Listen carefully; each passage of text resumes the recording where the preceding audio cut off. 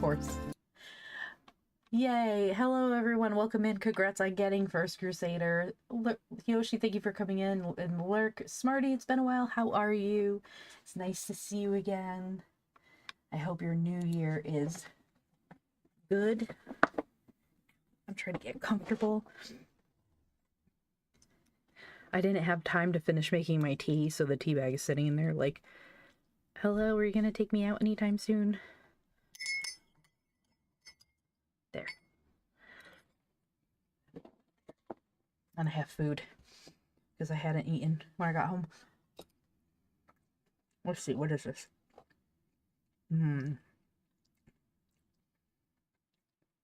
Aldi has these really amazing, yay! Middle of the book lore. Oh, this is a new book.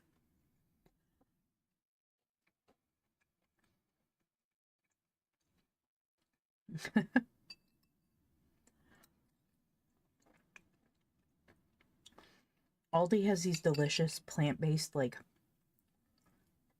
things. This one's the Southwest Burrito Bowl. Oh my god. Yeah, this book is new. We haven't done it yet. So today we're going to be reading The Maracot Deep by Sir Arthur Conan Doyle. It is in the public domain in the United States. However, it hasn't been uploaded to Project Gutenberg in the United States yet, but it is on Project Gutenberg in Australia. So, if you'd like a copy, you can read there. I was very excited. So, I haven't read this one. Blah, blah, welcome in. Ada, ada. Haven't done one of those since last year. The first one of the year. So this was published originally. Well, it was serialized in the Strand magazine from 1927 to 1928, and then it was collected and published in 1929.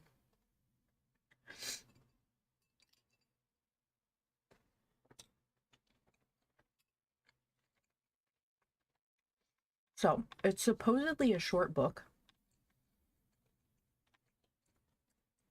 It's not a long one. There's 8 chapters, but and the illustrations. I'll make sure I show the illustrations as well. Let me save image for this one.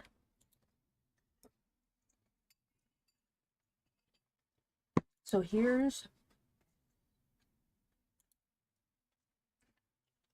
this is the cover of Strand magazine.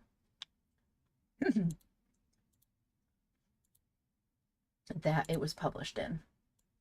This is what the cover looked like at the time. So you'll see great new serial by Conan Doyle, thrilling adventures under the Atlantic. Good times. You should read. Reading is wonderful.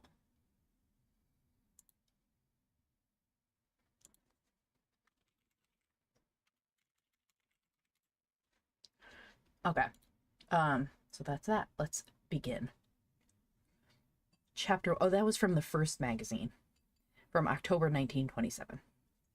Let me take one more bite of food. Yummy. Oh yeah, that's really good. Chapter 1. Since these papers have been put into my hands to edit, I will begin by reminding the public of the sad loss of the steamship Stratford, which started a year ago upon a voyage for the purpose of oceanography and the study of deep-sea life. The expedition had been organized by Dr. Maracot, the famous author of pseudocoralline formations in the morphology of the lamellae branch. Hi, Matcha, how are you? Dr. Maracot had with him Mr. Cyrus Headley, former assistant at the Zoological Institute of Cambridge, Massachusetts, and at the time of the voyage Rhodes Scholar at Oxford. Captain Howie, an experienced navigator, was in charge of the vessel, and there was a crew of 23 men, including an American mechanic from the Mary Brink Works, Philadelphia.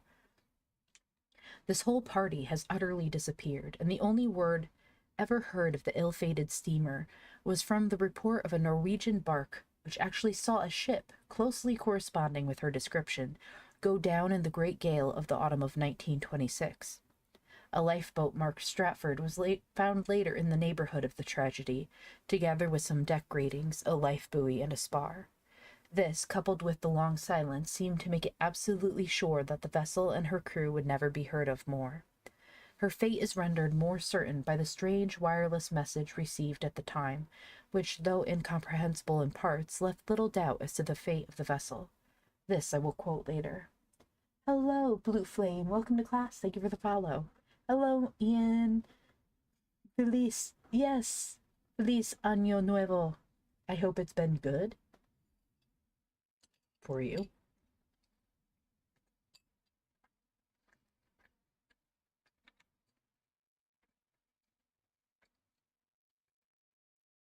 Hi, Nathan. 9 days.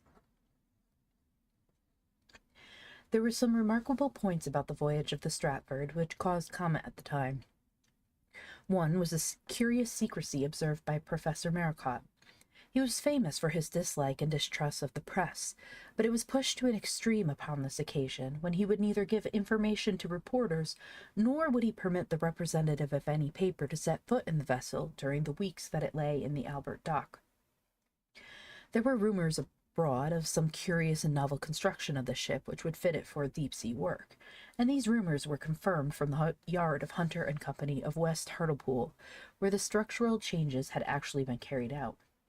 It was at one time said that the whole bottom of the vessel was detachable, a report which attracted the attention of the underwriters at Lloyd's, who were, with some difficulty, satisfied upon the point. The matter was soon forgotten, but assumed an importance now when the fate of the expedition has been brought once more in so extraordinary manner to the notice of the public. Oh yeah, 9 days until it's gone. I'm not happy about it. I get a lot of good recipes on there. And book recommendations.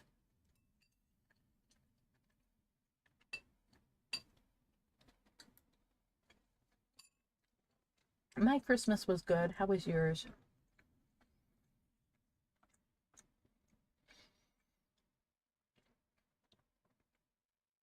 So much for the beginning of the voyage of the Stratford.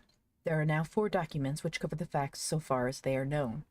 The first is a letter which was written by Mr. Cyrus Headley, from the capital of the Grand Canary, to his friend, Sir James Talbot of Trinity College, Oxford, upon the only occasion, so far as is known, when the Stratford touched land after leaving the Thames. The second is the strange wireless call to which I have alluded. The third is that portion of the log of the Arabella Knowles which deals with the vitreous ball. The fourth and last is the amazing contents of that receptacle, which either represent a most cruel and complex mystification, or else open up a fresh chapter in human experience, the importance of which cannot be exaggerated. With this preamble, I will now give Mr. Headley's letter, which I owe to the courtesy of Sir James Talbot, and which was not previously published. It is dated October 1st, 1926. I am mailing this, my dear Talbot, from Porta de la Cruz, where we have put in for a few days of rest. My principal companion in the voyage has been Bill Scanlon, the head mechanic, who, as a fellow countryman and also as a very entertaining character, has become my natural associate. However, I am alone this morning, as he has what he describes as a date with a skirt. You see, he talks as Englishmen expect every real American to talk. He would be accepted as the true breed. The mere force of suggestion makes me guess and reckon when I am with my English friends. I feel that they would never really understand that I was a Yankee if I did not. However, I am not on those terms with you, so let me assure you right now that you will not find anything but pure Oxford in the epistle which I am now mailing to you. You met Maracot at the Meacher, so you know the dry chip of a man that he is. I told you, I think, how he has come to pitch upon me for the job. He inquired from old Somerville of the Zoological Institute, who sent him my prize essay on the pelagic crabs, and that did the trick. Of course, it is splendid to be on such a congenial errand, but I wish it wasn't with such an animated mummy as Maracot. He is inhuman in his isolation and his devotion to his work. The world's stiffest stiff, says Bill Scanlon, and yet you can't but admire with such complete devotion. Nothing exists outside his own science. I remember that you laughed when I asked him what I ought to read as a preparation, and he said that for serious study I should read the collected editions of his own works, but for relaxation, Haeckel's Plankton Studien. I have been very well.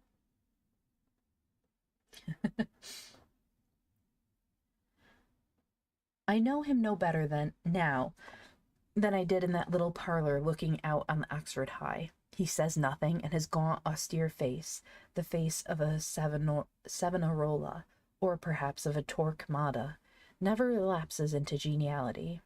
The long, thin, aggressive nose, the two small, gleaming gray eyes set closely together under a thatch of eyebrows, the thin-lipped, compressed mouth, the cheeks worn into hollows by constant thought and ascetic life, are all uncompanionable.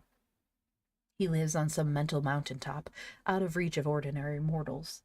Sometimes I think he is a little mad. For example, this extraordinary instrument that he has made. But I'll tell things in their due order, and then you can judge for yourself. I'll take our voyage from the start.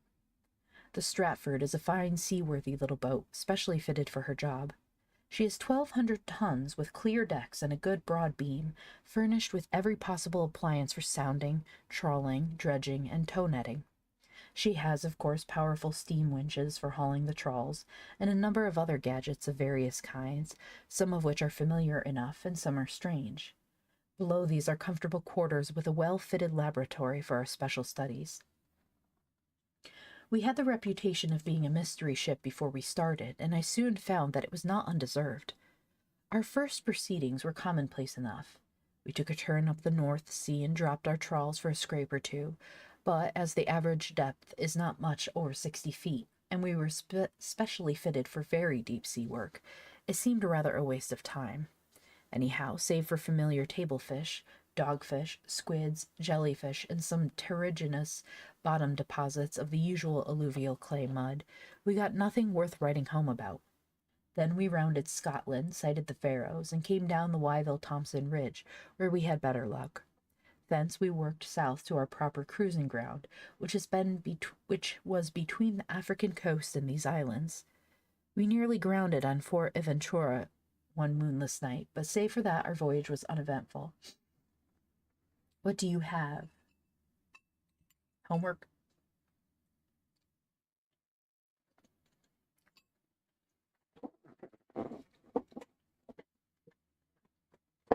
Oop. If you ever more recipes, I had a feeling it was going to be recipes.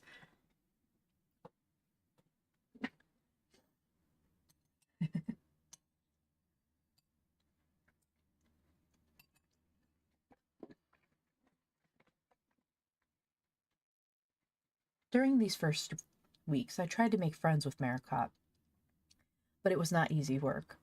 First of all, he is the most absorbed and absent-minded man in the world. You will remember how you smiled when he gave the elevator boy a penny under the impression that he was in a streetcar. Half the time he is utterly lost in his thoughts and seems hardly aware of where he is or what he is doing. Then, in the second place, he is secretive to the last degree. He is continually working at papers and charts, which he shuffles away when I happen to enter the cabin. It is my firm belief that the man has some secret project in his mind, but that so long as we are due to touch at any port, he will keep it to himself. That is the impression which I have received, and I find that Bill Scanlon is of the same opinion. "Say, Mr.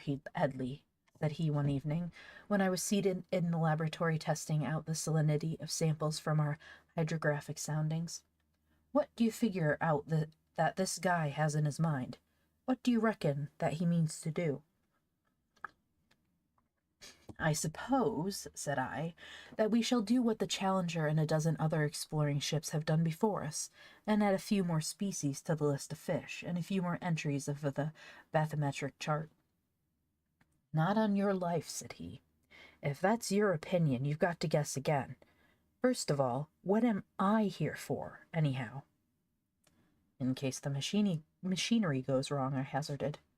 Machinery nothing. The ship's machinery is in charge of McLaren, the Scotch engineer. No, sir, it wasn't to run a donkey engine that the Marebank folk sent out their star performer. If I pull down $50 a week, it's not for nix. Come here and I'll make you wise to it. He took a key from his pocket and opened a door at the back of the laboratory, which led us down a companion ladder to a section of the hold, which was cleared right across save for 4 large glittering objects half exposed amid the straw of their huge packing cases. They were flat sheets of steel with elaborate bolts and rivets along the edge. Each sheet was about 10 feet square and an inch and a half thick, with a circular gap of 18 inches in the middle. What in thunder is it? I asked. Bill Scanlon's queer face, he looks halfway between a vaudeville comic and a prizefighter, broke into a grin at my astonishment. That's my baby, sir, he quoted. Yes, Mr. Headley, that's what I am here for. There is a steel bottom to the thing. It's in that case yonder. Then there is a top, kind of arched, and a great ring for a chain or rope. Now look here at the bottom of the ship. There was a square wooden platform there, with projecting screws at each corner, which showed that it was detachable. There is a double bottom, said Scanlon. It may be that this guy is clean loco, or it may be that he is more in his block than we know, but if I read him right, he means to build up a kind of room, the windows are in storage here, and lower it through the bottom of the ship. He's got electric searchlights here, and I allow that he plans to shine them through the round portholes and see what's going on round. He could have put a crystal sheet into the ship, like Catalina Island boats, if that was all that he has in mind, said I. You've said a mouthful, said Bill Scanlon, scratching his head. I can't figure out nohow. The only sure thing is that I've been sent to be under his orders and to help him with the darn fool thing all I can. He has said nothing up to now, so I've said the same, but I'll just snoop around, and if I wait long enough, I'll learn all there is to know. So that was how I first got onto the edge of our mystery. We ran into some dirty weather after that, and then we got to work doing some deep-sea trawling northwest of Cape Juba, just outside the continental slope, and taking temperature readings and salinity records. It's a sporting proposition, this deep-sea dragging with a Peterson otter trawl, gaping 20 feet wide for everything that comes its way, sometimes down to a quarter of a mile and bringing up one lot of fish, sometimes half a mile and quite a different lot, every stratum of ocean with its own inhabitants, as separate as so many continents.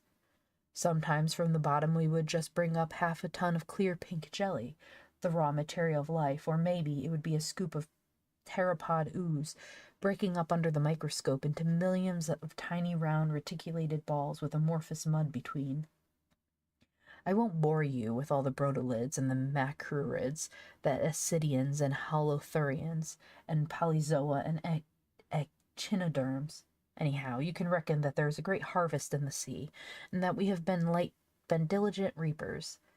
But always I had the same feeling that the heart of Maracot was not in the job, and that other plans were going in that queer, high, narrow Egyptian mummy of a head. It all seemed to me to be a tryout of men and things until the real business got going. I had got as far as this in my letter when I went ashore to have a last stretch, for we sail in the early morning. It's as well, perhaps, that I did go, for there was no end of a barney going on upon the pier, with Maracot and Bill Scanlon right in the heart of it. Bill is a bit of a scrapper, and has what he calls a mean wallop in both mitts, but with a half a dozen dagos with knives all around them, things looked ugly, and it was time that I butted in. It seems that the doctor had hired one of the things they call cabs, and had driven half over the island inspecting the geology, but had clean forgotten that he had no money on him. When it came to paying, he could not make these country hicks understand, and the cabman had grabbed his watch so as to make sure. That brought Bill Scanlon into action, and they would have both been on the floor with their backs like pincushions if I had not squared the matter up with $1 or $2 over for the driver and a $5 bonus for the chap with the mouse under his eye. What does that mean? So all ended well, and Maracot was more human than ever I saw him yet. When we got to the ship, he called me into the little cabin which he reserves for himself, and he thanked me. "By the way, Mr. Headley," he said, "I understand that you are not a married man." "No," said I am not." "No one depending upon you?" "No." "Good," said he. "I have not spoken of the object of this voyage, because I have, for my own reasons, desired it to be secret. One of those reasons was that I feared to be forestalled. When scientific plans get about, one may be served as Scott was served by Amundsen. Had Scott kept his counsel as I have, it would be he and not Amundsen who would have been the first at the South Pole. For my part, I have quite as important a destination as the South Pole, and so I have been silent. But now we are on the eve of our great adventure, and no rival has time to steal my plans. Tomorrow we start for our real goal." I love cake, yes. Pretty much any cake I will eat.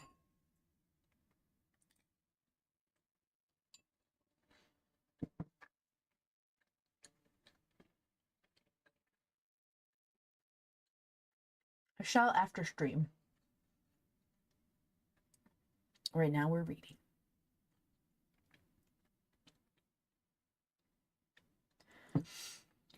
"And what is that?" I asked.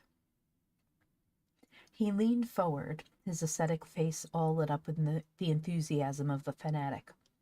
"Our goal," said he, "is the bottom of the Atlantic Ocean." Oh, why, DT? Oh my God. Okay.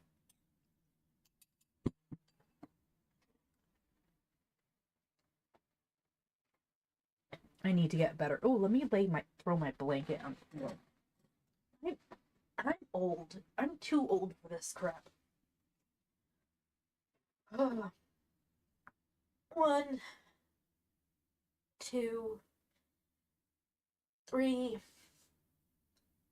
4, 5, 6, 7, 8, 9, 10. Oh.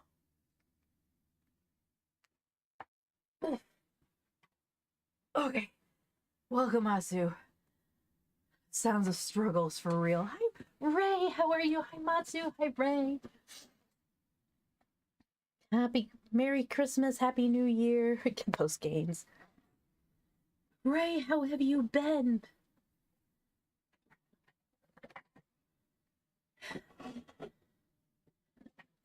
Let me settle myself. Okay.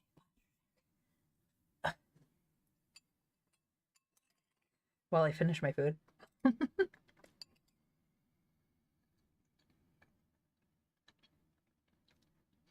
I miss you, Ray.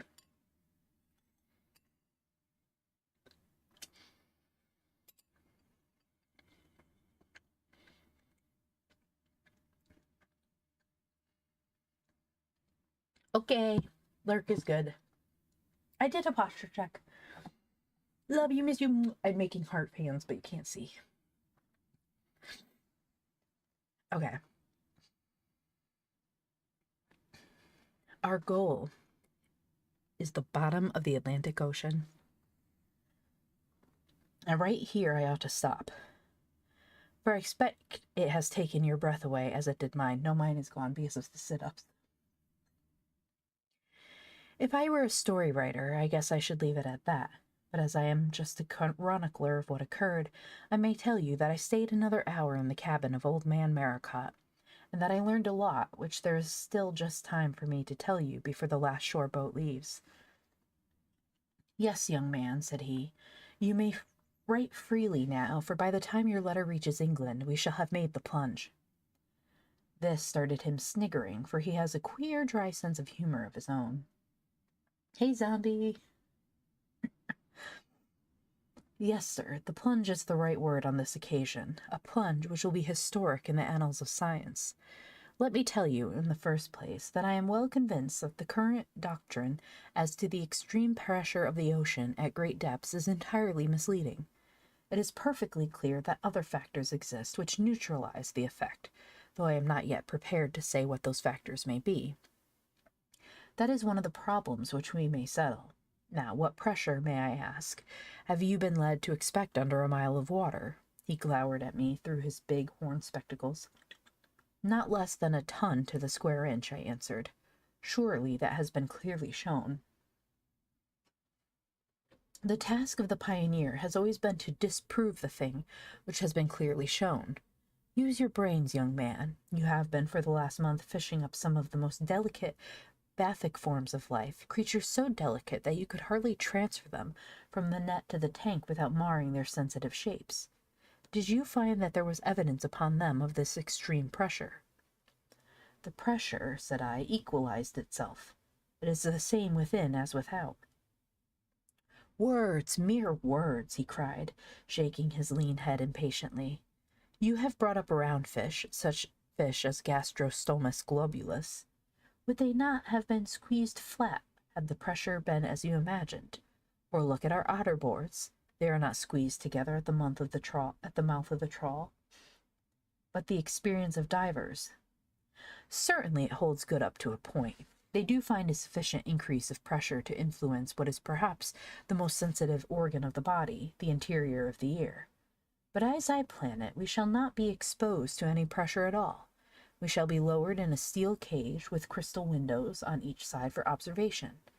If the pressure is not strong enough to break in an inch and a half of toughened, double-nickeled steel, then it cannot hurt us. It is an extension of the experiment of the Williamson brothers at Nassau, with which no doubt you are familiar. If my calculation is wrong, well, you say that no one is dependent upon you. We shall die in a great adventure. Of course, if you would rather stand clear, I can go alone. It seemed to me the maddest kind of scheme, and yet you know how difficult it is to refuse a dare. I played for time while I thought it over. How deep do you propose to go, sir? I asked. He had a chart pinned upon the table, and he placed the end of his compasses upon a point which lies to the southwest of the Canaries. Last year I did some sounding in this part, said he. There is a pit of great depth. We got 25,000 feet here. I was the first to report it. Indeed, I trust that you will find it on the charts of the future as the Maracot Deep. But good God, sir, I cried, you don't propose we descend into an abyss like that? No, no, he answered, smiling. Neither our lowering chain nor our air tubes reach beyond half a mile. But I was going to explain to you that round this deep crevice, which has no doubt been formed by volcanic forces long ago, there is a varied ridge or narrow plateau which is not more than 300 fathoms under the surface. 300 fathoms? A third of a mile. Yes, roughly a third of a mile. It is my present intention that we shall be lowered in our little pressure-proof lookout station onto the submarine bank. There we will make such observations as we can. A speaking tube will connect us to the ship so that we can give our directions. There should be no difficulty in the matter. When we wish to be hauled up, we only have to say so. And the air will be pumped down to us. But it will be pitch dark. That, I fear, is undoubtedly true.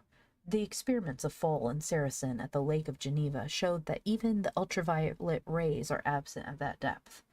But does it matter? We shall be provided with the powerful electric illumination from the ship's engines, supplemented by 6 2-volt Hellison's dry cells connected together so as to give a current of 12 volts.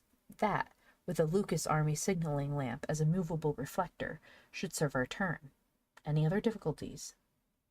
If our airlines tangle? They won't tangle, and as a reserve we have compressed air in tubes which would last us 24 hours. Well, have I satisfied you? Will you come?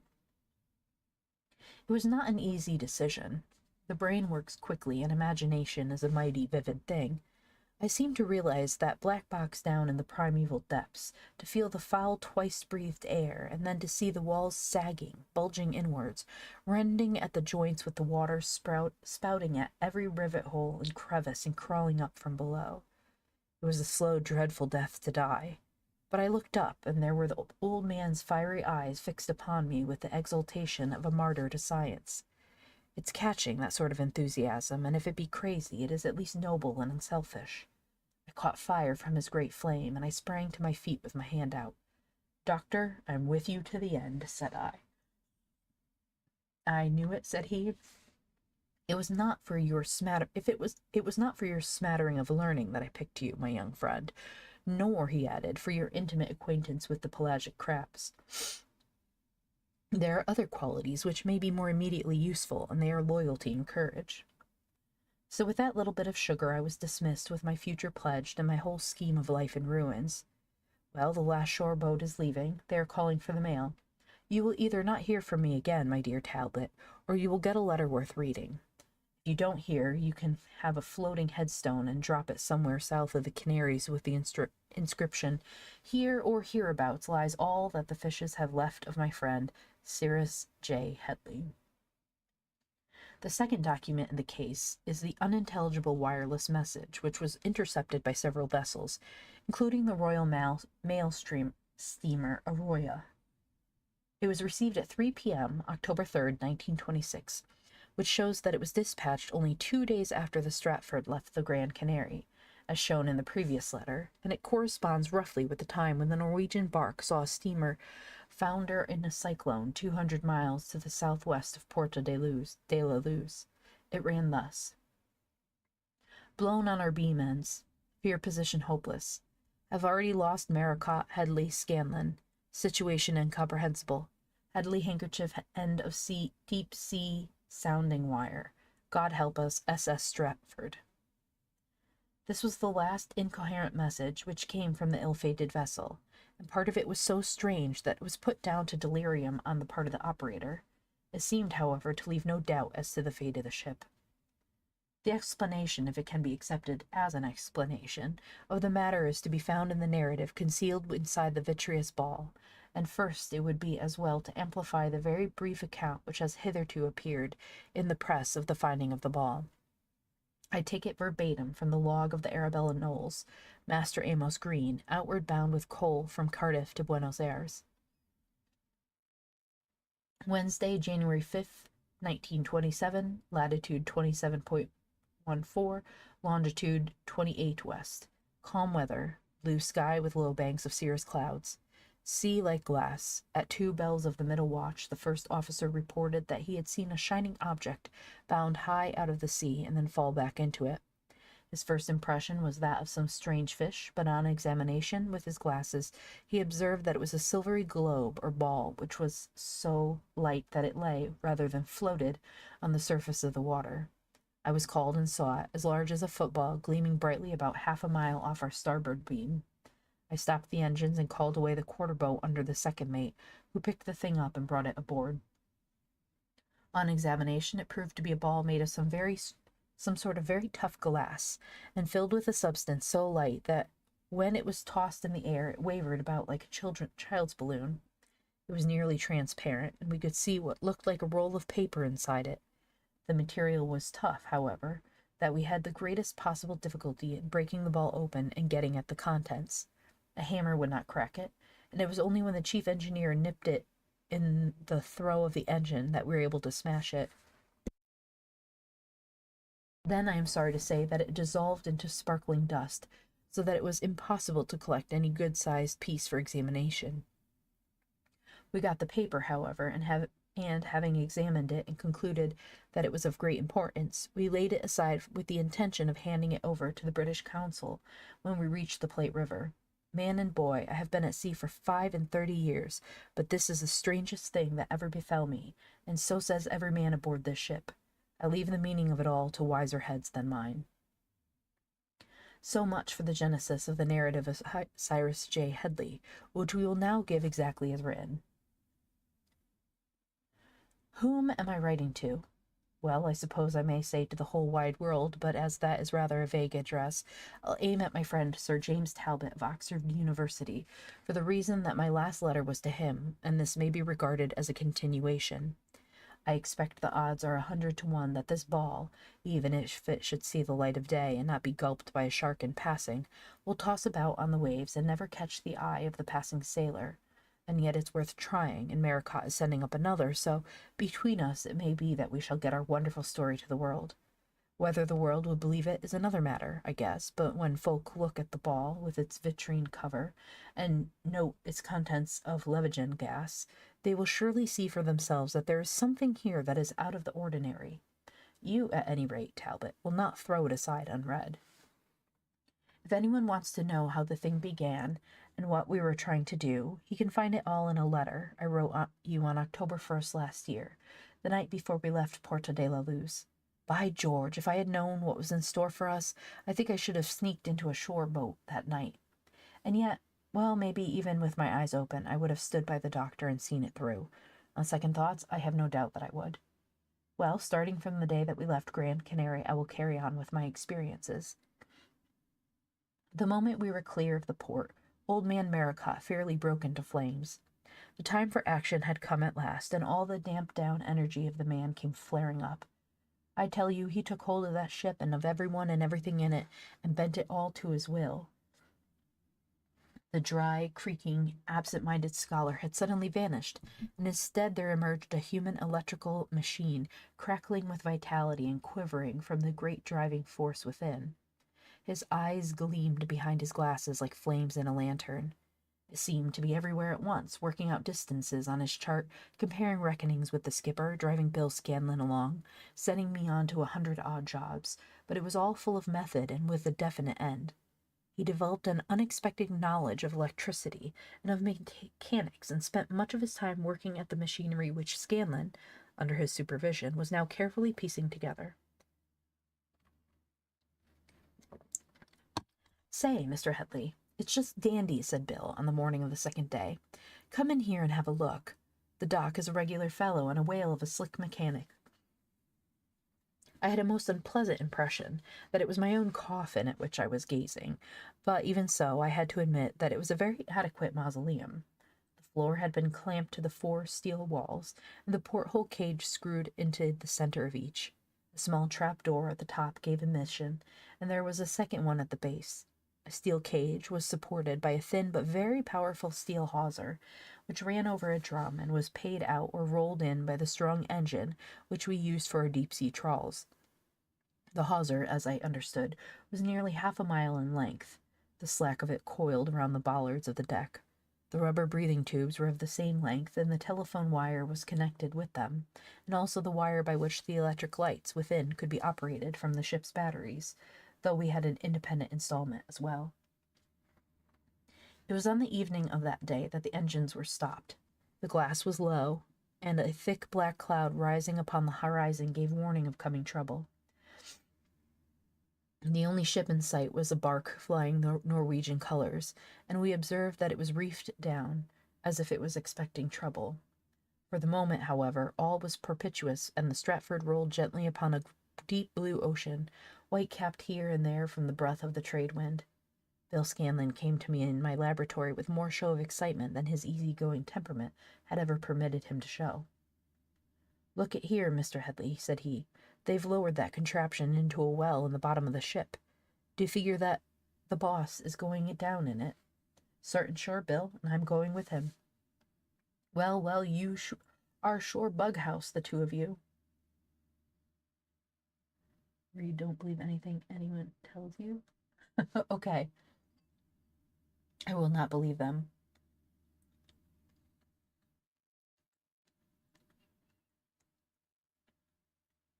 Well, you are sure bughouse, the two of you, to think of such a thing. But I'd feel a cheapskate if I let you go alone."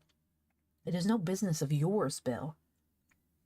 "Well, I just feel that it is. Sure, I'd be as yellow as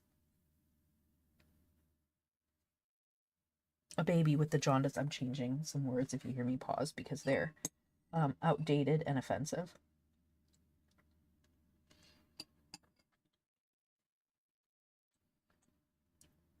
"I'd be as yellow as a baby with the jaundice if I let you go alone.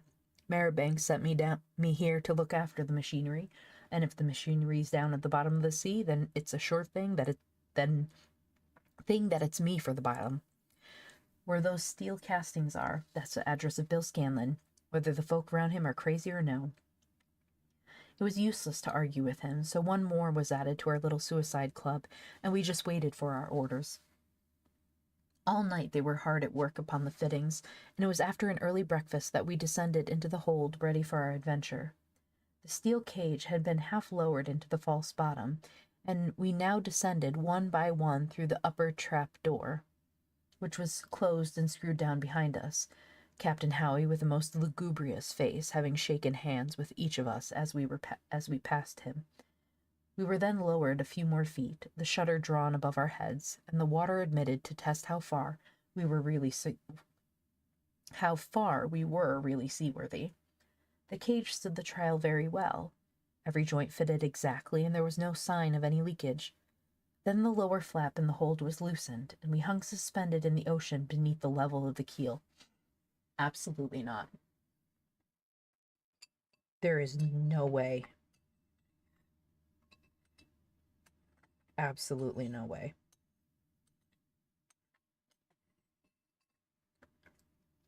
I don't even care if I can't see out of the thing. Just knowing that it's just nothing but ocean under... No.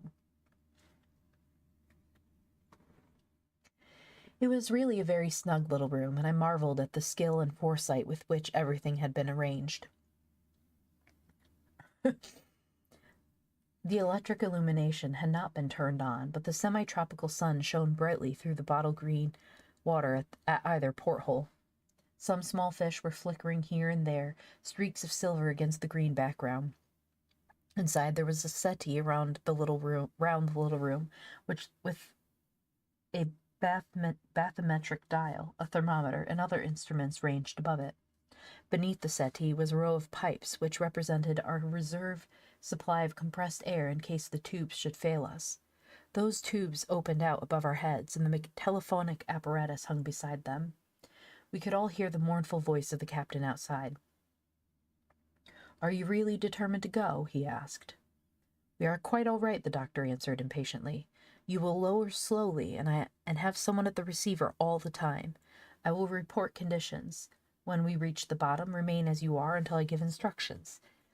It will not do to put too much strain upon the hawser, but a slow movement of a couple knots an hour should be well within its strength. And now, lower away."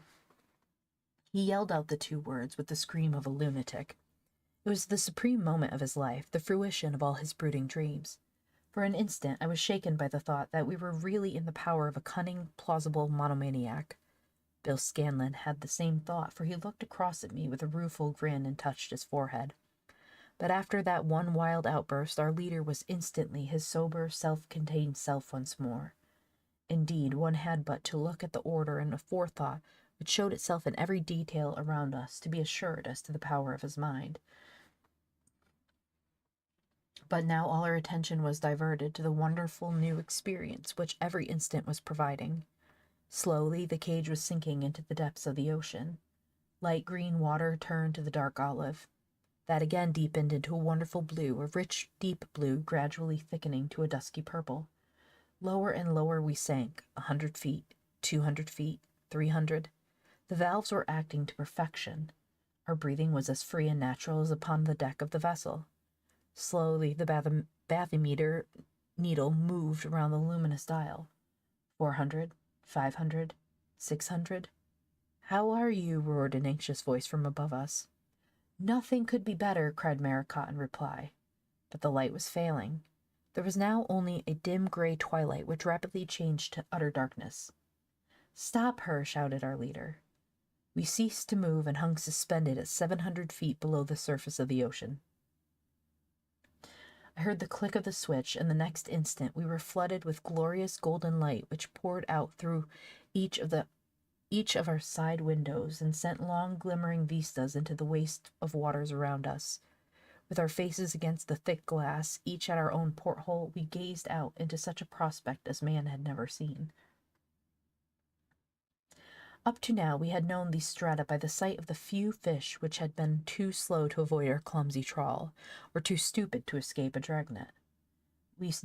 Now we saw the wonderful world of water as it really was.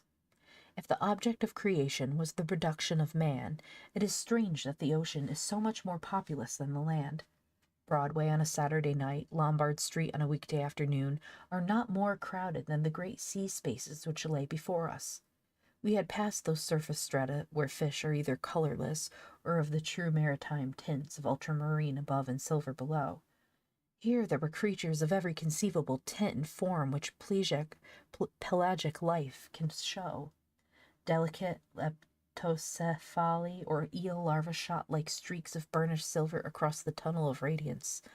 The slow snake-like form of Morina,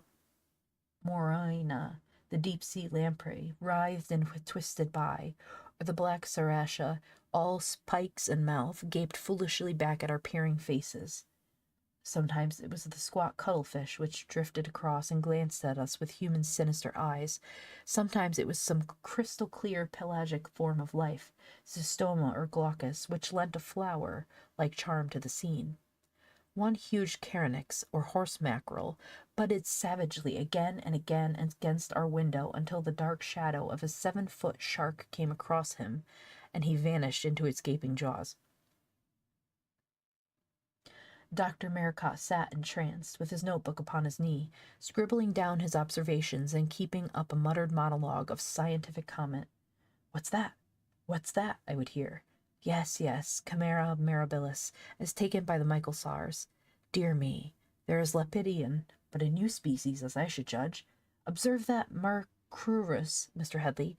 Its coloring is quite different to what we get in the net." Once only was he taken quite aback.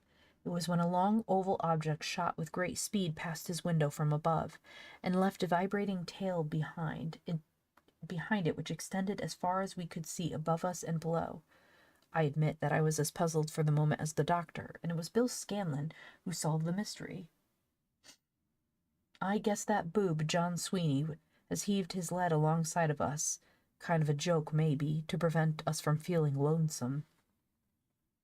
To be sure, said Maracot, sniggering. "Plumbus longicaudatus, a new genus, Mr. Headley, with a piano-wire tail and lead in its nose.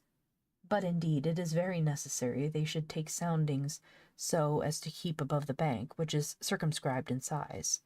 All well, Captain," he shouted, "you may drop us down." And down we went. Dr. Maracot turned off the electric light, and all was pitch darkness once more, save for the bathymeter's luminous face, which ticked off our steady fall. There was a gentle sway, but otherwise we were hardly conscious of any motion. Only that moving hand upon the dial told us of our terrific, our inconceivable position. Now we were at the 1,000-foot level, and the air had become distinctly foul. Scanlon oiled the valve of the discharge tube, and things were better. "Hello, Demonic Viper. Welcome to class. Thank you for the follow."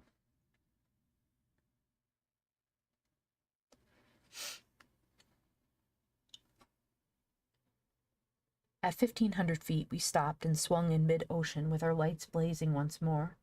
Some great dark mass passed us here, but whether swordfish or deep-sea shark or monster of unknown breed was more than we could determine. "That's okay. Doctor's appointment. As long as you bring the note.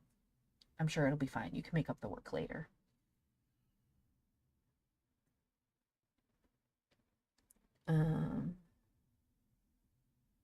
The doctor hurriedly turned off the lights. "There lies our chief danger," said he. "There are creatures in the deep before whose charge this steel-plated room would have as much chance as a beehive before the rush of a rhinoceros." "Whales, maybe," said Scanlon. "Whales may sound to a great depth," the savant answered. "A Greenland whale has been known to take out nearly a mile of line in a perpendicular dive. But unless hurt or badly frightened, no whale would descend so low. It may have been a giant squid. They are found at every level." "Well, I guess squids are too soft to hurt us. The laugh would be with the squid if it could claw a hole in Maribank's nickel steel."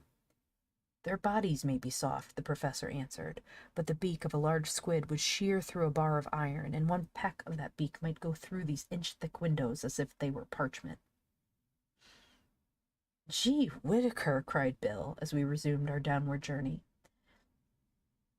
And then at last, quite softly and gently, we came to a rest. So delicate was the impact that we should hardly have known of it had it not been that the light, when turned on, showed great coils of the hawser all around us. The wire was a danger to our breathing tubes, for it might foul them, and at the urgent cry of Maracot it was pulled taut from above once more. The dial marked 1,800 feet. We lay motionless on a volcanic ridge at the bottom of the Atlantic.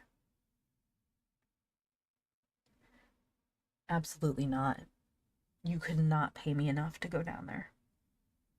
There's no way. Like, I wouldn't even see anything because I would hyperventilate and pass out and die. But other than that, how is everyone liking the story? That was just chapter 1.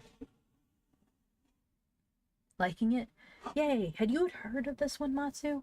This is not a Doyle that I'm familiar with. You love it so far? Nice.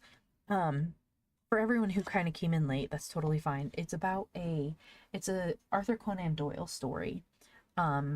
It's rather short compared to his other books, but it's not that short. It's about a group of people who go into, basically they go deep sea diving, researching, and find a place. I won't say what or what they find or who they find or anything like that, but they find something extraordinary. Apparently not. This reads to me more like a Jules Verne novel. Like, it's so interesting because this is not the Doyle that I'm familiar with. This reads so much more like Verne.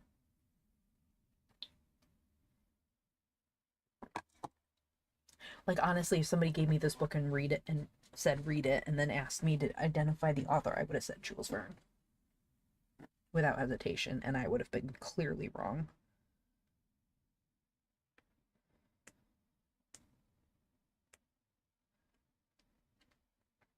Okay, chapter 2. I wonder, is there a movie for this, Matsu? I feel like there might be. For a time, I think that we all had the same feeling. We did not want to do anything or to see anything. We just wanted to sit quiet and try to realize the wonder of it, that we should be resting in the plumb center of one of the great oceans of the world. But soon the strange scene round us, illuminated in all directions by our lights, drew us to the windows. We had settled upon a bed of high algae. Cutlaria multifida, said Maracot. The yellow fronds which waved around us moved by some deep-sea current, exactly as branches would move in a summer breeze. They were not long enough to obscure our view, though their great flat leaves, deep golden in the light, flowed occasionally across our vision. Beyond them lay slopes of some blackish slag-like material, which were dotted with lovely colored creatures, holothurians, ascidians, echinoderms, as thickly as ever an English springtime bank was sprinkled with hyacinths and primroses. These living flowers of the sea, vivid scarlet, rich purple, and delicate pink, were spread in profusion upon that coal-black background. Here and there great sponges bristled out from the crevices of the dark rocks, and a few fish of the middle depths, themselves showing up as flashes of color, shot across our circle of vivid radiance. We were gazing enraptured at the fairy scene when an anxious voice came down the tube. A to Z mystery books. Those were really good. It's never been adapted, but it has a sequel? What's the sequel?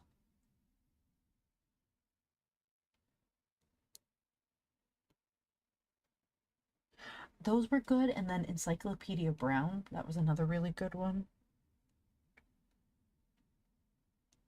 Those were a good series.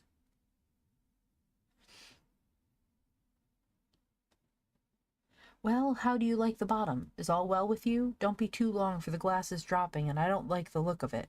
Giving you air enough. Anything more we can do? The Lord of the Dark Face? That's a sequel? That title sounds so not at all what I would think it would be. Like, where did they even come up with that?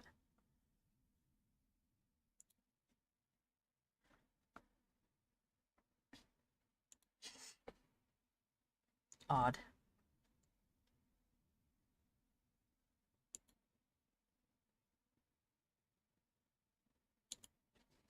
Okay. All right, Captain, cried Maracot cheerily. We won't be long. You are nursing us well. We are quite as comfortable as in our own cabin. Stand by presently to move us slowly forwards. We had come into the region of the luminous fishes, and it amused us to turn out our own lights, and in the absolute pitch darkness, a darkness in which a sensitive plate can be suspended for an hour without a trace even of the ultraviolet ray, to look out at the phosphorescent activity of the ocean. As against a black velvet curtain, one saw little points of brilliant light moving steadily along as a liner at night might shed light through its long line of portholes. One terrifying creature had luminous teeth which gnashed in biblical fashion in the outer darkness. Another had long golden antennae, and yet another a plume of flame above its head. As far as our vision carried, brilliant points flashed in the darkness, each little being bent upon its own business, and lighting up its own course as surely as the nightly taxicab at the theatre hour in the Strand. Soon we had our own lights up again, and the doctor was making his observations of the sea bottom. The Percy Jackson series is really good. The first time I went to read it, I had a really hard time getting past the first couple chapters, but then I sat and forced myself to read it, and I ended up loving it. Hello, raison d'etre. I know I said that wrong. Welcome to class. Thank you for the follow.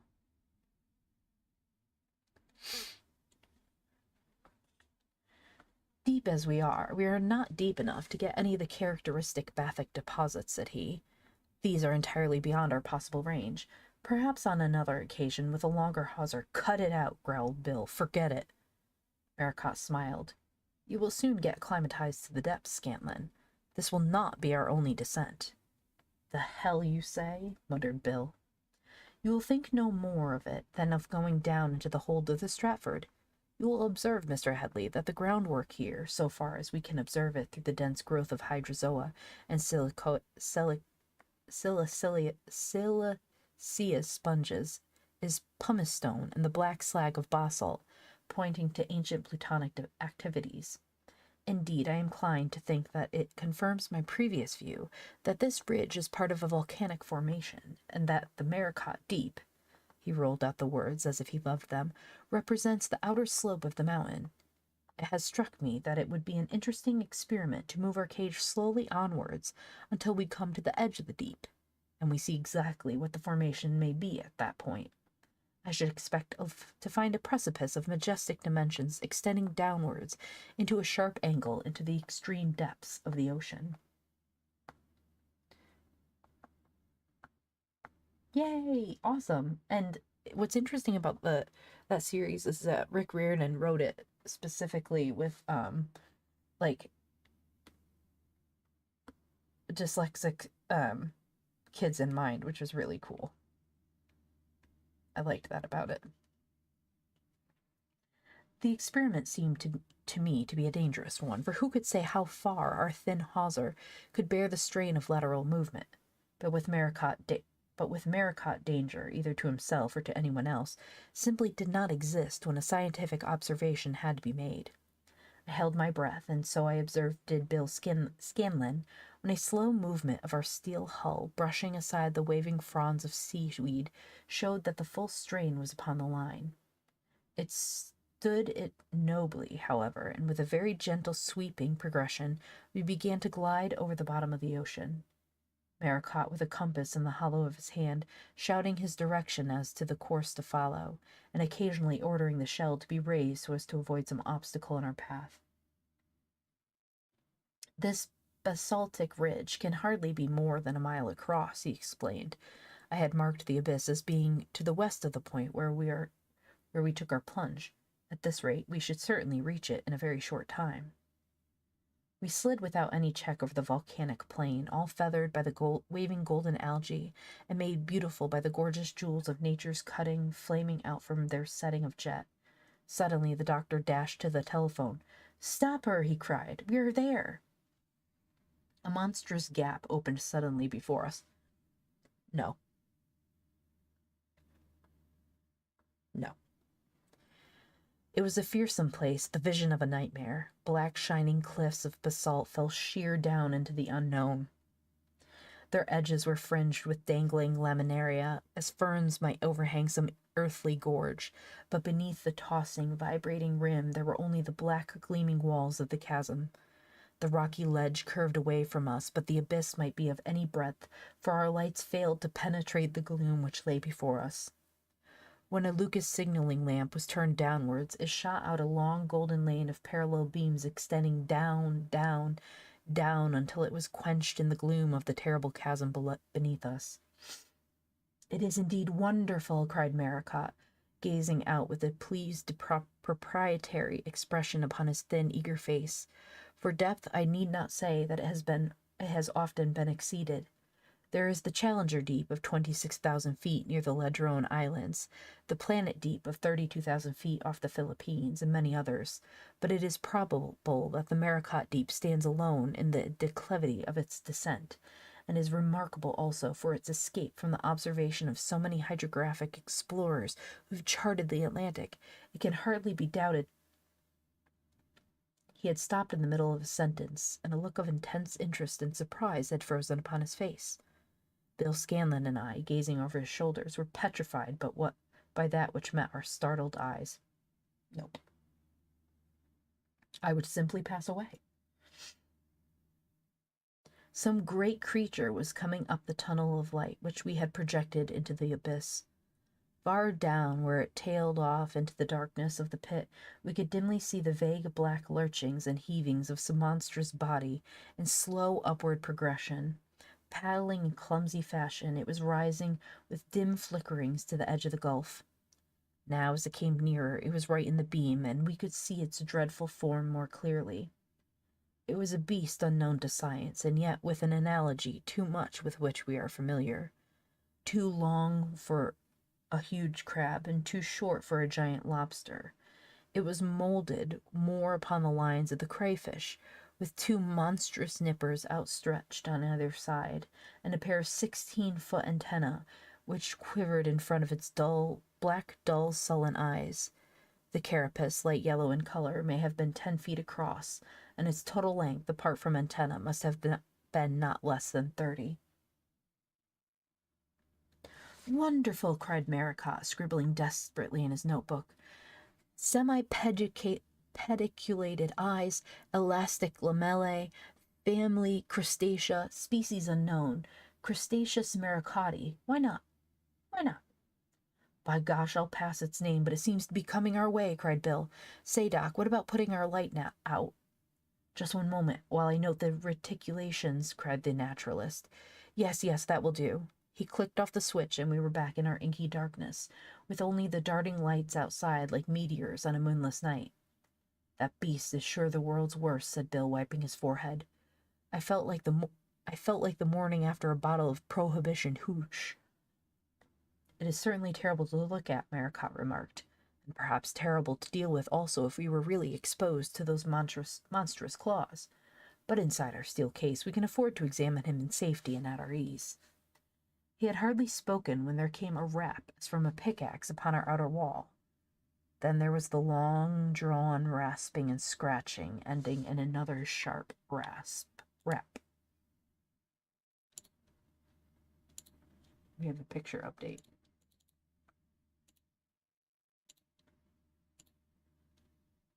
That is what is there. Oh, the picture didn't go through completely. Oh, you could see kind of apparently it comes through, but you can see it. The ship is kind of whited out, but that's the giant crayfish thing. In the grip of the giant crab, that's what it says. "Say, he wants to come in," cried Bill Scanlon in alarm. "By gosh, we want no admission painted on this shack." His shaking voice showed how forced was his merriment, and I confessed that my own knees were knocking together as I was aware of I was aware of the stealthy monster closing up with an even blacker darkness each of our windows in succession as he explored the strange shell which, could he but crack it, might contain his food.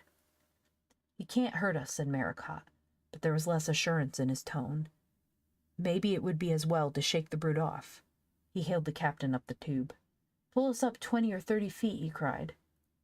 A few seconds later we rose from the lava plain and swung gently in the still water. But the terrible beast was pertinacious. After a very short interval we heard once more the raspings of its feelers and the sharp tappings of his claws as he felt us round. It was terrible to sit silently in the dark and know the death was so near. If that mighty claw fell upon the window, would it stand the strain? That was the unspoken question in each of our minds. This whole raise us a little bit is absolutely hysterical because that's what you do when you're fishing. When the fish is like, what's this? And like checking out the lure. And then you're like, let me just raise it a little bit and taunt it. And then you do, and then it grabs it, and then you got a fish. Like that's what they're like doing with the thing. Sorry, it got suddenly very cold in my room. I think my heat kicked off, so I'm trying to wear a blanket.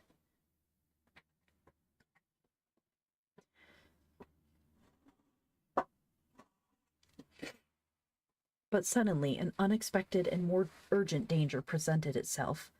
The tappings had gone to the roof of our little dwelling, and now we began to sway with a rhythmic movement to and fro.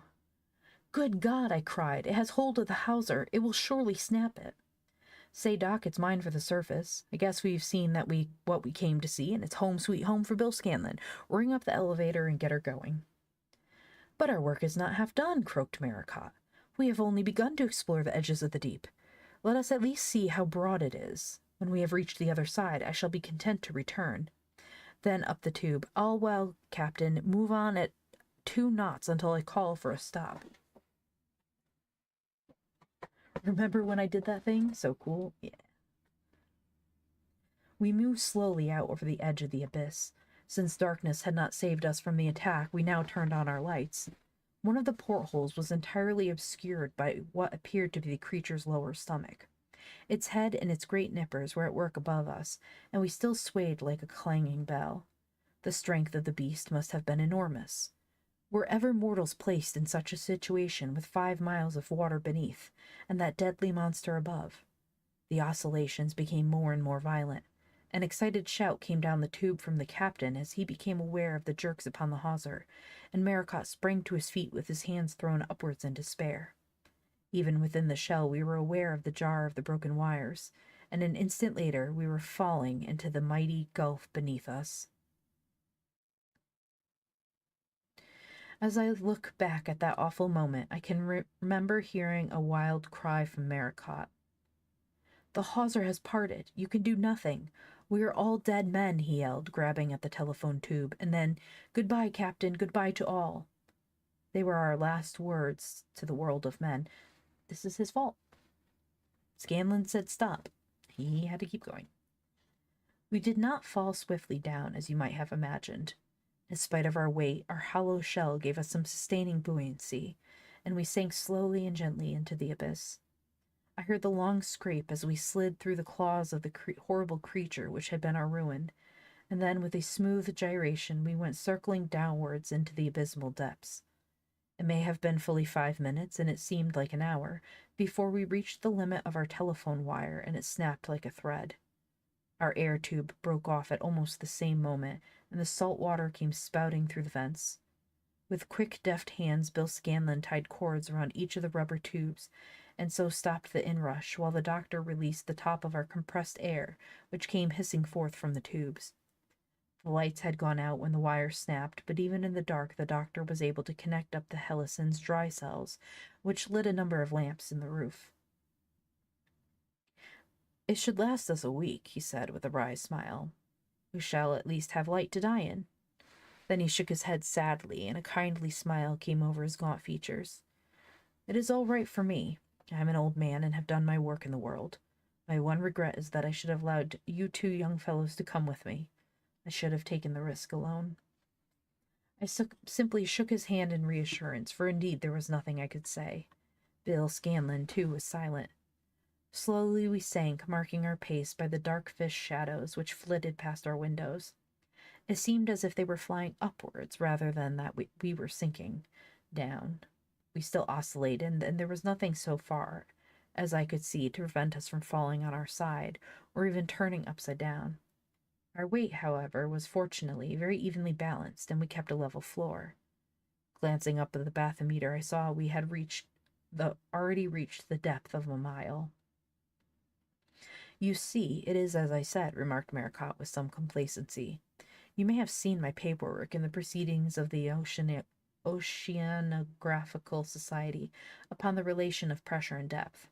I wish I could get one word back to the world, if only to confute Bulow of Geysen, who ventured to contradict me." "My gosh, if I could get a word back to the world, I wouldn't waste it on a square-headed highbrow," said the mechanic. "There is a little wren in Philadelphia that will have tears in her pretty eyes when she hears that Bill Scanlon has passed out. Well, it sure does seem a darned queer way of doing it, anyhow." "We should never have come," I said, putting my hand on his. "What sort of tin-horn sport would I have been if I had quitted?" he answered. "No, it's my job, and I'm glad I stuck it." "How long have we?" I asked the doctor after a pause. He shrugged his shoulders. "We shall have time to see the real bottom of the ocean anyhow," said he. "There is air enough in our tubes for the best part of a day. Our trouble is with the waste products. That is what is going to choke us. If we could get rid of the carbon dioxide, that I can see is impossible. There is one tube of pure oxygen. I put it in case of accidents. A little of that from time to time will help keep us alive. You will observe that we are now more than 2 miles deep." "Why should we try to keep ourselves alive? The sooner it is over, the better," said I. "That's the dope," cried Scanlon. "Cut loose and have done with it." "And miss the most wonderful sight that man's eye has ever seen?" said Maracot. "It would be treason to science. Let us record facts to the end, even if they should be forever buried with our bodies. Play the game out." "Some sport, the doc," cried Scanlon. "I guess he has the best guts of the bunch. Let us see the spiel to an end." We sat patiently on the settee, the three of us, gripping the edges of it with strained fingers as it swayed and rocked, while the fishes still flashed swiftly upwards athwart the portholes. "It is now 3 miles," remarked Maracot. "I will turn on the oxygen, Mr. Headley, for it is certainly very close. There is one thing," he added, with his dry, cackling laugh. "It will certainly be the Maracot Deep from this time onwards. When Captain Howie takes back the news my colleagues will see to it that my grave is also my monument. Even Bulow of Geysen," he babbled on about some unintelligible scientific grievance. We sat in silence again, watching the needle as it crawled on to its 4th mile. At one point we struck something heavy, which shook us so violently that I feared that we would turn upon our side. It may have been a huge fish, or conceivably we may have bumped upon some projection of the cliff or the edge of which we had been precipitated. That edge had seemed to us at the time to be such a wondrous depth, and now looking back at it from our dreadful abyss, it might have almost been the surface. Still we swirled and circled lower and lower through the dark green wastes of waters. 25,000 feet now was registered upon the dial. "We are nearly at our journey's end," said Maracot. "My Scots recorder gave me 26,700 last year at the deepest point. We shall know our fate within a few minutes. It may be that the shock will crush us. It may be—" And at that moment we landed. There was never a babe lowered by its mother onto a feather bed who nestled down more gently than we on to the extreme bottom of the Atlantic Ocean. The soft, thick, elastic ooze upon which we lit was a perfect buffer, which saved us from the slightest jar. We hardly moved upon our seats, and it is as well that we did not, for we had perched upon some sort of projecting hummock, clothed thickly with the viscous, gelatinous mud, and there we were balanced, rocking gently, with nearly half of our base projecting and unsupported. There was a danger that we would tip over our side, but finally we steadied down and remained motionless. As we did so, Dr. Maracot, staring out through his porthole, gave a cry of surprise and hurriedly turned on our electric light. To our amazement, we could still see clearly. There was a dim, misty light outside which streamed through our porthole, like the cold radiance of a winter morning. We looked out at the strange scene, and with no help from our lights, we could see clearly for some 100 yards in each direction. It was impossible, inconceivable, but none the less the evidence of our senses told us that it was a fact. The great ocean floor was luminous. "Why not?" cried Maracot, when we had stood for a minute or two in silent wonder. "Should I not have foreseen it? What is this pteropod or globigerina ooze? It is not the product of decay, the moldering bodies of a billion organic creatures? And is decay not associated with phosphorescent luminosity? Where in all creation would it be seen if not here? Ah, it is indeed hard that we should have such a demonstration and be unable to send our knowledge back to the world." "And yet," I remarked, "we have scooped half a ton of radiolarian jelly at a time and detected no such radiance." "It would lose it, doubtless, in its long journey to the surface. And what is half a ton compared to those far-stretching plains of slow putrescence? And see, see," he cried in uncontrollable excitement, "the deep-sea creatures graze upon this organic carpet, even as our herds on land graze upon the meadows." As he spoke, a flock of big black fish, heavy and squat, came slowly over the ocean bed towards us, nuzzling among the spongy growths and nibbling away as they advanced. Another huge red creature, like a foolish cow of the ocean, was chewing the cud in front of my porthole, and others were grazing here and there, raising their heads from time to time to gaze at this strange object which had so suddenly appeared among them. I could only marvel at Maracot, who in that foul atmosphere, seated under the very shadow of death, still obeyed the call of science and scribbled his observations in his notebook. Without following his precise methods, I none the less made my own mental notes, which will remain forever as a picture stamped upon my brain. The lowest plains of ocean consist of red clay, but here it is overlaid by the gray Bathybian slime, which formed an undulating plain as far as our eyes could reach. This plain was not smooth, but it was broken by numerous strange rounded hillocks, like that upon which we perched, all glimmering in the spectral light. Between these little hills there darted great clouds of strange fish, many of them quite unknown to science, exhibiting every shade of color, but black and red predominating. "Good night, Matsu. Thank you for stopping in." Maracot watched them with suppressed excitement and chronicled them in his notes. The air had become very foul, and again we were only able to save ourselves by a fresh emission of oxygen. Curiously enough, we were all hungry, I should rather say ravenous, and we fell upon the potted beef with bread and butter, washed down by whiskey and water, which the foresight of Maracot had provided. With my perceptions stimulated by this refreshment, I was seated at my lookout portal and longing for a last cigarette, when my eyes caught something which sent a whirl of strange thoughts and anticipations through my mind. I have said that the undulating gray plain on every side of us was studded with what seemed like hummocks. A particularly large one was in front of my porthole, and I looked out at it within a range of 30 feet. There was some sort of peculiar mark upon the side of it, and as I glanced along, I saw to my surprise that this mark was repeated again and again until it lost round the curve.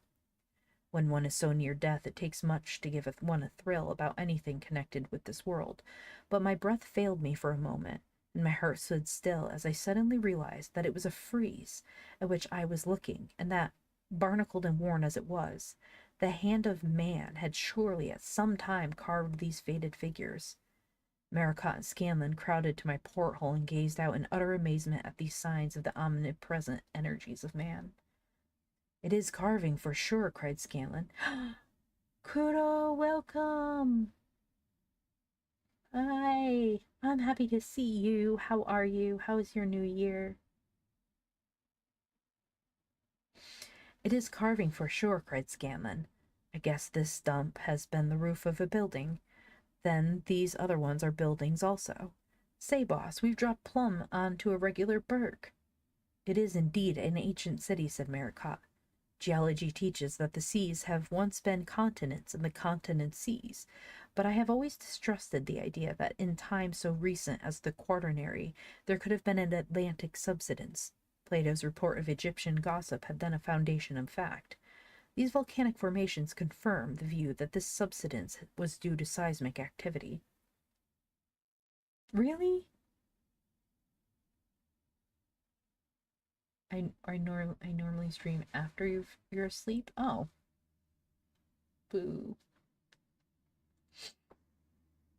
Then Saturday yeah, Saturday nights you should be able to catch me. Maybe. There is regularity about these domes, I remarked. I begin to think that they are not separate houses, but they are cupolas and form the ornaments of the roof of some huge building. I guess you are right, said Scanlan. There are 4 big ones at the corners and small ones in lines between. It's some building, if we could see the whole of it. You could put the whole Marybank plant inside it, and then some. It has been buried up to the roof by the constant dropping from above, said Maracot. On the other hand, it has not decayed. We have a constant temperature of a little over 32 Fahrenheit in the great depths, which would arrest the destructive processes. Even the dissolution of the bathic remains which pave the floor of the ocean and incidentally give us this luminosity must be a very slow one. But dear me, this marking is not a frieze but an inscription. There was no doubt that he was right. The same symbol recurred every here and there. These marks were unquestionably letters of some archaic alphabet.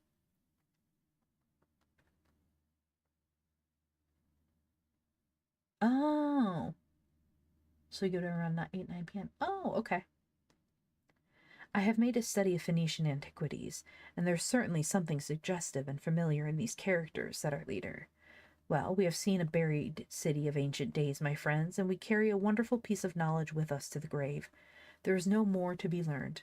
Our book of knowledge is closed. I agree with you that the sooner the end comes, the better. It could not now be long delayed. The air was stagnant and dreadful. So heavy was it with carbon products that the oxygen could hardly force its way out against the pressure. By standing on the settee, one was able to get a gulp of purer air, but the mephitic reek was slowly rising. Dr. Maracot folded his arms with an air of resignation and sank his head upon his breast. Scanlan was now overpowered by the fumes and was already sprawling upon the floor. My own head was spinning, and I felt an intolerable weight at my chest. I closed my eyes, and my senses were rapidly slipping away. Then I opened them for one last glimpse of that world which I was leaving, and as I did so, I staggered to my feet with a hoarse scream of amazement.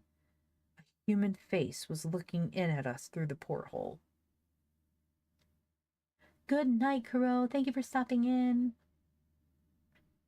Can you imagine being on the ocean floor and a face appears? I would just no. DT. Was it my delirium? I clutched at the shoulder of Maracot and shook him violently. He sat up and stared wonderstruck and speechless at this apparition. If he saw it as well as I did, it was no figment of the brain. The face was long and thin, dark in complexion, with a short pointed beard, and 2 vivid eyes darting here and there in quick, questioning glances which took in every detail of our situation. The utmost amazement was visible upon the man's face. I know, I'm not enjoying. I would just pass out. I would have died already at this point. He's amazed. They're amazed. Our lights were now full on, and it must have indeed been a strange and vivid picture which presented itself to his gaze in that tiny chamber of death, where one man lay senseless and 2 others glared out at him with the twisted, contorted features of dying men, cyanosed by incipient asphyxiation. We both had our hands to our throats, and our heaving chests carried their message of despair. The man gave a wave of his hand and hurried away. He has deserted us, cried Maracot. Or gone for help. Let us get Scanlan on the couch. It's death for him down there. We dragged the mechanic onto the settee and propped his head against the cushions. His face was gray, and he murmured in delirium, but his pulse was still perceptible. There is hope for us yet, I croaked. But it is madness, cried Maracot. How can man live at the bottom of the ocean? How can he breathe? It is collective hallucination. My young friend, we are going mad. Looking out at the bleak, lonely gray landscape in the dreary spectral light, I felt that it might be as Maracot said. Then suddenly I was aware of movement. Shadows were flitting through the distant water. They hardened and thickened into moving figures. A crowd of people were hurrying across the ocean bed in our direction. An instant later they had assembled in front of the porthole and were pointing and gesticulating in animated debate. There were several women in the crowd, but the greater part were men, one of whom, a powerful figure with a very large head and a full black beard, was clearly a person of authority. He made a swift inspection of our steel shell, and since the edge of our base projected over the place on which we rested, he was able to see that there was a hinged trap door at the bottom. He now sent a messenger flying back, while he made energetic and commanding signs to us to open the door from within. Sophia no place of Nautica. Why not? I asked. We may as well be drowned as be smothered. I can stand it no longer. We may not be drowned, said Maracot. The water entering from below cannot rise above the level of the compressed air. Give Scanlan some brandy. He must make an effort if it is his last one. I forced a drink down the mechanic's throat. He gulped and looked round him with wondering eyes.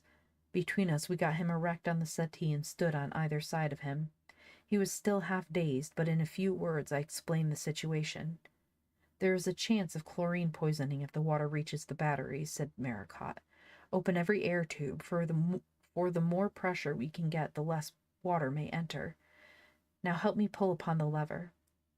We bent our weight upon it and yanked up the circular plate at the bottom of our little home, though I felt like a suicide as I did so. The green water, sparkling and gleaming under our light, came gurgling and surging in. It rose rapidly to our feet, to our knees, to our waists, and there it stopped. But the pressure of the air was intolerable. Our heads buzzed, and the drums of our ears were bursting. We could not have lived in such an atmosphere for long. Only by clutching at the rack could we save ourselves from falling back into the waters beneath us. From our higher position, we could no longer see through the portholes, nor could we imagine what steps were being taken for our deliverance. Indeed, that any effective help could come to us seemed beyond the power of thought, and yet there was a commanding and purposeful air about these people, and especially about the squat, bearded chieftain, which inspired vague hopes. Suddenly we were aware of his face looking up at us through the water underneath, and in an instant later he had passed through the circular opening and had clambered onto the settee, so that he was standing by our side. A short, sturdy figure, not higher than my shoulder, but surveying us with large brown eyes, which were full of half-amused confidence, as who should say, "You poor devils, you think you are in a very bad way, but I can clearly see the road out." Only now was I aware of a very amazing thing. The man, if indeed he was of the same humanity as ourselves, had a transparent envelope all around him which enveloped his head and body, while his arms and legs were free. So translucent was it that no one could detect it in the water, but now that he was in the air beside us, it glistened like silver, though it remained as clear as the finest glass. On either shoulder he had a curious rounded projection beneath the clear protective suit. It looked like an oblong box pierced with many holes, and gave him an appearance as if wearing epaulettes. When our new friend had joined us, another face appeared at the aperture of the bottom, and thrust through it what seemed like a great bubble of glass. 3 of these in succession were passed in and floated upon the surface of the water. Then 6 small boxes were handed up, and our new acquaintance tied one of the straps attached to them to each of our shoulders, whence they stood up like his own. Already I began to surmise that no infraction of natural law was involved in the life of these strange people, and that while one box in some new fashion was a producer of air, the other was an absorber of waste products. He now passed the transparent suits over our heads, and we felt that they clasped us tightly in the upper arm and waist by elastic bands, so that no water could penetrate. Within we breathed with perfect ease, and it was a joy to me to see Maracot looking out at me with his eyes twinkling as of old behind his glasses, while Bill Scanlon's grin assured me that the life-giving oxygen had done its work, and that he was his cheerful self once more.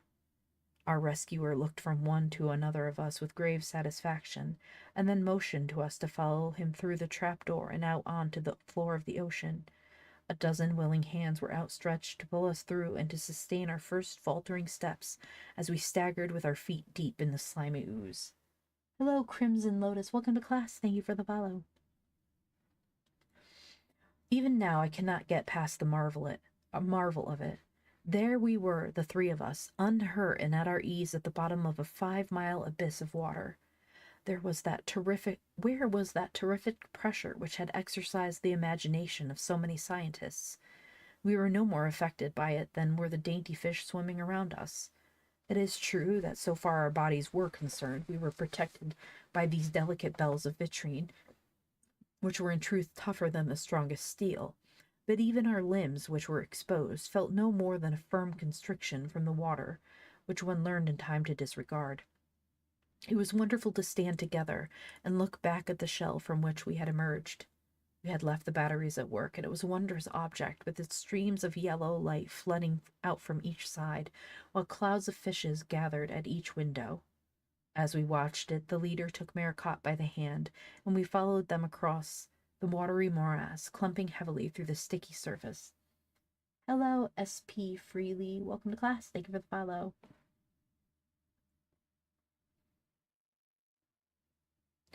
And now a most surprising incident occurred, which was clearly as astonishing to these strange new companions of ours as to ourselves. Above our heads there appeared a small dark object descending from the darkness above us, and swinging down until it reached the bed of the ocean with a very short distance from where we stood. It was, of course, the deep-sea lead from the Stratford above us, making a sounding of that watery gulf with which the name of the expedition was to be associated. We had seen it already upon its downward path, and we could well understand that the tragedy of our disappearance had suspended the operation, but that after a pause it had been concluded, with little thought that it would finish almost at our feet. We were unconscious, apparently, that they had touched bottom, or they were unconscious, apparently, that they had touched bottom, for the lead lay motionless in the ooze.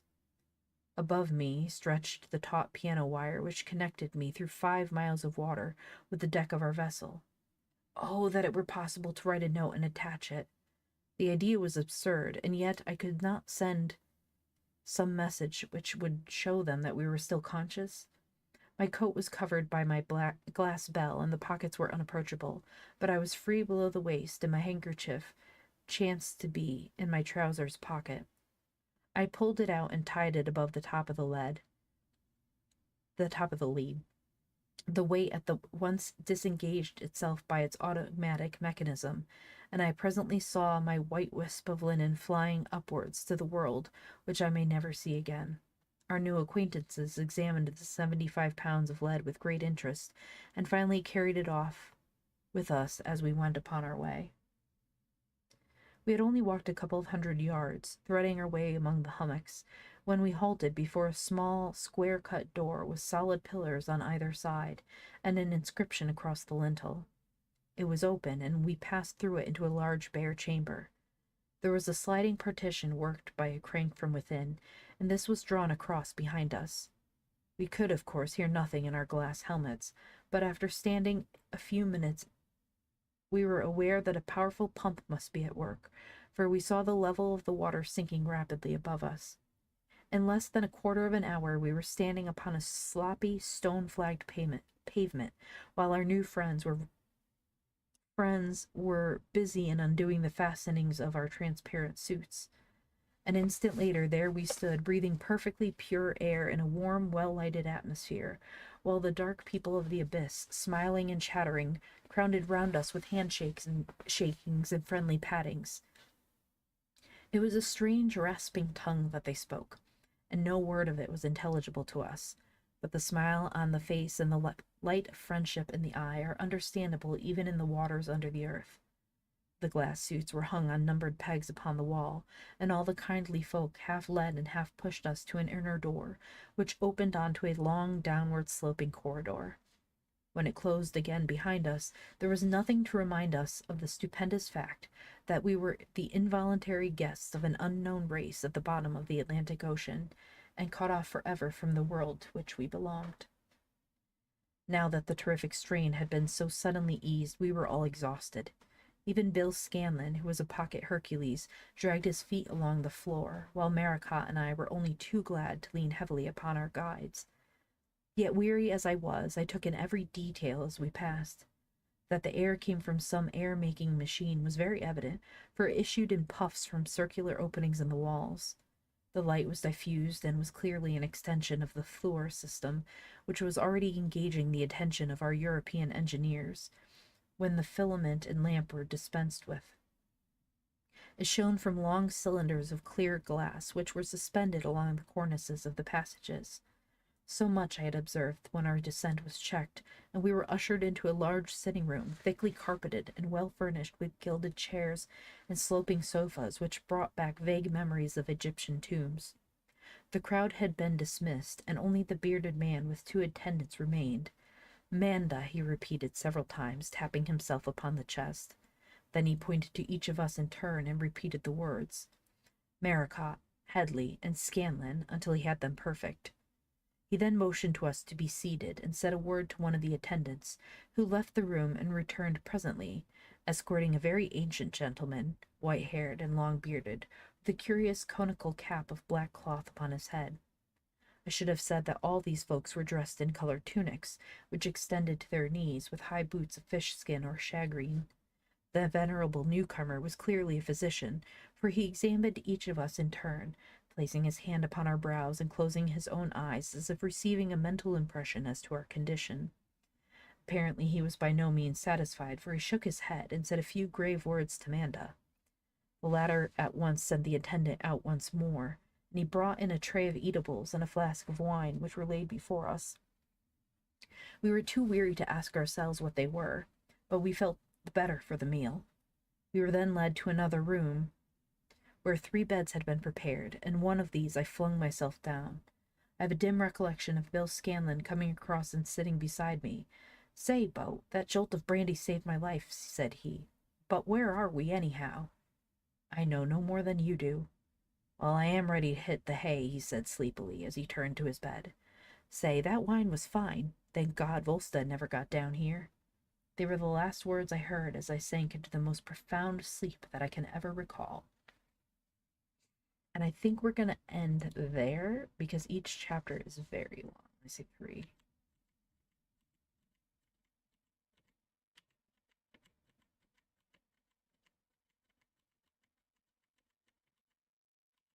Good Lord.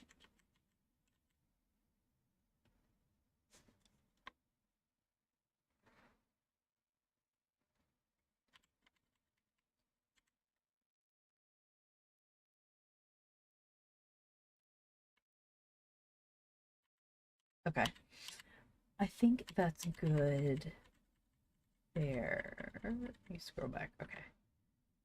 Okay, so this one doesn't have all the Gutenberg stuff at the end. Okay. So, how is everybody liking the story? I really like it.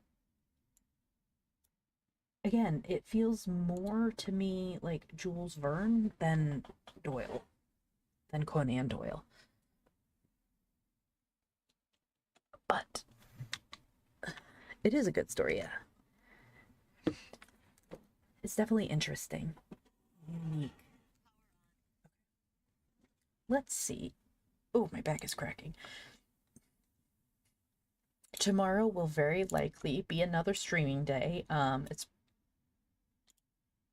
It's likely going to be Ghost of Tsushima. Or maybe I'll do something different. I don't know. We'll decide. But tomorrow stream will be at 2. It's chill. Like, let's see. Dun, dun, dun. Who's streaming? Harp is... You know what? We haven't visited Harp in a while. Discovery of the Treasure Isles. Yes, we're gonna go visit Harp. Wait, no! Harp just finished! Why?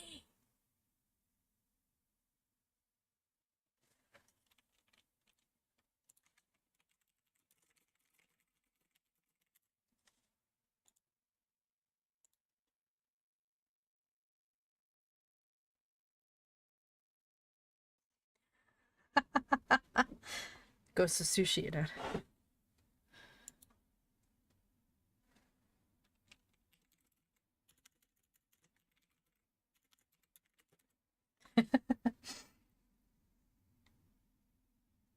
Okay, so oh, Jamesy is on.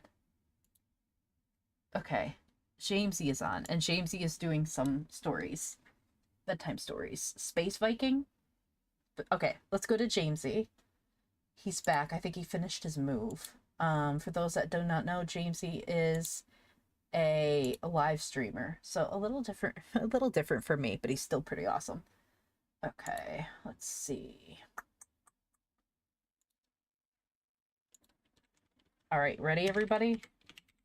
Thank you all for coming in. I will see you probably tomorrow. Have a good night. Bye, everyone.